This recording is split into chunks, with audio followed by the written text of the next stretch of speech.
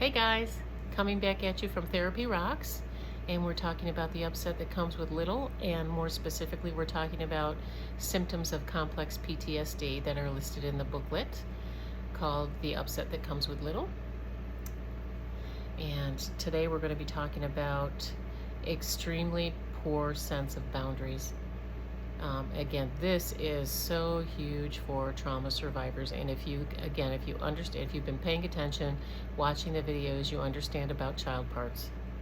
And so why wouldn't people's child parts that are running the show, unbeknownst to them, have a struggle, have a difficult time with boundaries? You certainly didn't learn boundaries in childhood from your dysfunctional family system. Maybe the boundaries you learned were having very loose boundaries or overly strict, rigid boundaries. Most of the time, trauma survivors struggle with loose boundaries. So this is going to show up in your relationships with other people. A lot of times in relationship, people don't have good boundaries, and so they end up being in relationships with people who re-victimize them.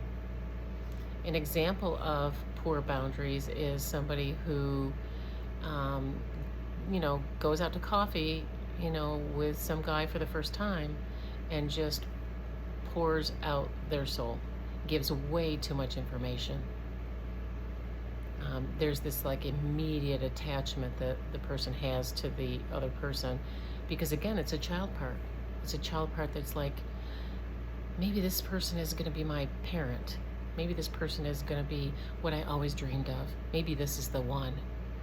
If you find yourself thinking like that, know that you've got a child part that is, we call it the attachment cry part. I didn't talk about that in the book. I just called it a child part. There's a different language, the language of structural dissociation, that refers to it as attachment cry. So that's a very little part that's still looking to get those attachment needs met. And if you find yourself in that place, you've got to be really, really careful. Get your grown-up part online and get that little kid out of there. Little kids have no business dating. They're not old enough. And I know it's hard to hear this, guys, but if that's the part of you that's running the show most of the time, you really should put dating on the shelf for a while. Because what happens is, if that part's running the show, they're not going to make good decisions in relationships. They're not going to have a good sense of boundaries, and they're going to get re-victimized. That's going to set you back in your healing, okay? You don't want to make so much progress in your healing and then be set back because you get re-victimized in a relationship because you don't know boundaries. There are many wonderful books on boundaries out there. Please get one of them. There's a book by Henry Cloud and John Townsend called Boundaries. They've written boundaries for parenting, boundaries for teens, boundaries in dating. There's also a wonderful book called Safe People, and that is a way that you can read and teach yourself how to identify if somebody's a safe person or not. But learning how to set boundaries is really the cornerstone of healing. It is going to be the backbone of your healing because healthy boundaries facilitate grieving and healing. And there's just no other way to do it. So it makes a lot of sense if you really think about it. So extremely poor sense of boundaries. Keep on the lookout for this. And talk to your support people, talk to your therapist about it, and find ways to help get that child part out from behind the wheel so that she's not running the show or he's not running the show and getting you into trouble where you're being re-victimized over and over. Okay. Lifelong search for nurturing and belonging is the next symptom. Lifelong search for nurturing and belonging. And I think I just spoke about that actually. Maybe the video before, but I also just made mention of it, is that child part is still looking to get those attachment needs met. And children are tenacious. And hope springs eternal in the heart of a child. So it's no surprise. And kudos to that child part of you. Pat yourself on the back. that you've got a child part that's not giving up. Okay? Child parts will not give up.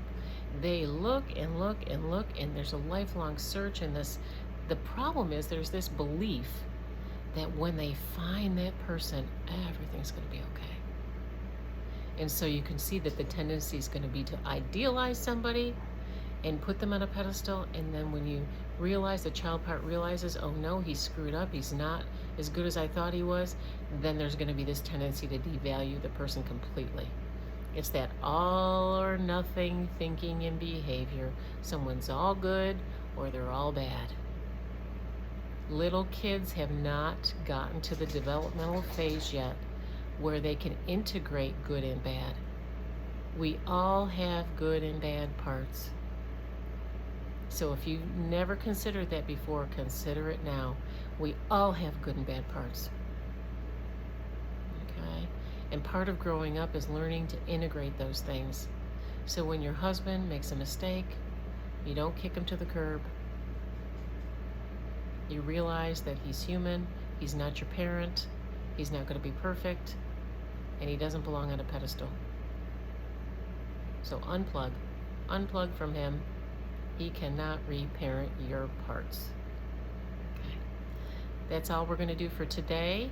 We're almost finished with this list. And just an FYI, if you want to hear more symptoms of complex PTSD, you can Google them. They are everywhere. If you just want to look, there's different ones. Maybe they're presented differently. Maybe they're more specific to relationship only. Maybe they're more specific to other areas. But, keep looking until you find, until you're satisfied. Also, earlier in the upset that comes with little, there's all kinds of behavior patterns that are listed for each part.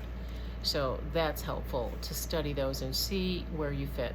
And just, circle them, underline them, make note of them so you can take those symptoms into therapy and help your therapist organize your treatment program. Because with complex PTSD, things can get really complicated really quickly. That's why I like this booklet, because it helps you organize, what are my triggers? What are my behavior patterns that I struggle with the most? What are my symptoms that show up the most in my life and in my relationships? Because that gives you a really nice framework for working through these things and improving and staying in recovery. So that's it for today, and we will go through a few more symptoms next time. You guys all take care, and God bless.